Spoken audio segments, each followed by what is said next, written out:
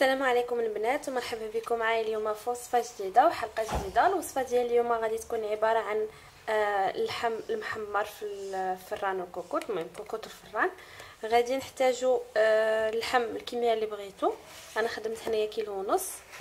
عندنا ثومه فصوص، الملحه ديال الثومه، زرعه القزبر معلقه، عندي كمون، تحميره، بزار وسكينجبير، وعندي كاس ديال الماء. هذه بالنسبه للمرحله ديال الترقاد، يعني غادي نرقدوه على الاقل واحد 6 ديال السوايع حتى 7 عاد غادي نطيبوه. هذه المرحله ديال الترقاد غنحتاجوا لها غير هاد المكونات.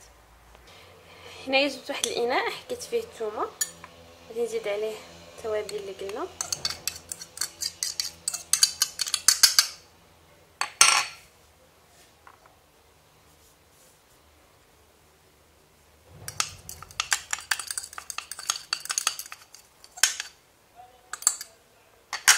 وغنزيد عليه الماء.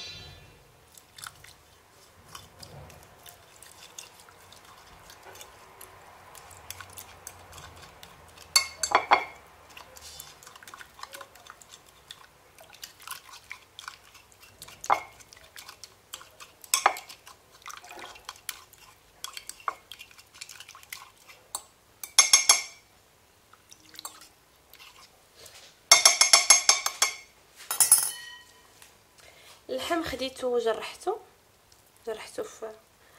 كامل بالموس باش غادي هذاك القوام يدخل ليه. وغادي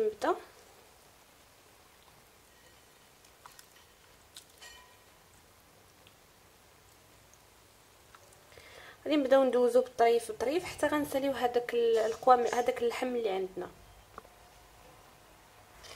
دابا من بعد ما رقدته غادي نغطيه ببلاستيك غذائي، وغادي نخليه على الاقل واحد 6 سوايع. بالنسبه للناس اللي غادي يطيبوه مثلا للغدا، من الاحسن انهم يديروه بالليل ويخليوه يبات، والصباح يقدروا يستعملوه. بالنسبه للناس اللي غادي يطيبوه بالعشاء، حيت ينوضوا الصباح اول حاجه يديروها هي انهم يرقدوه، باش انه هو كيدخل فيه هذاك القوام اللي درنا وما كياخذ ليناش الوقت بزاف في الطياب.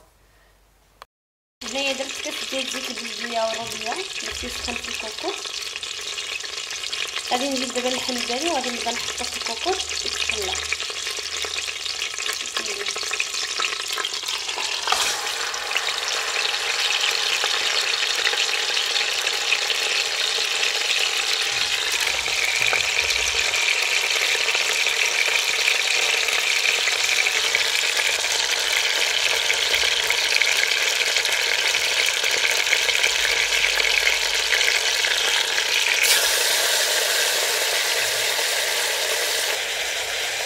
غنزيد عليه دابا كاس ديال الماء وغادي نغطيه ونخليه واحد شويه. هنايا واحد الكيلو قل ربع ديال البصله وشلطو، المهم شلطو بالطريقه اللي بغيتو. وغادي نزيدو دابا على اللحم.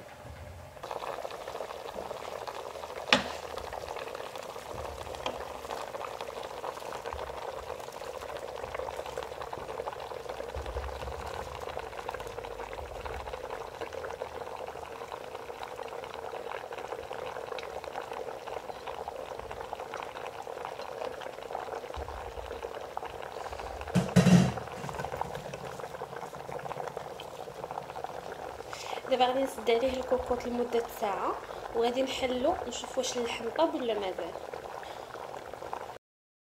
كي كتشوفوا البنات هذا هو الشكل ديال اللحم بعد ما خرجته من الفران. رفقته بهاد البطاطس مشويه اللي شويت في نفس الوقت في الفرن. نتمنى ان الوصفه ديال اليوم تنال الاعجاب ديالكم وانكم تجربوها. نتلاقاو ان شاء الله في وصفه جديده وفي حلقه جديده.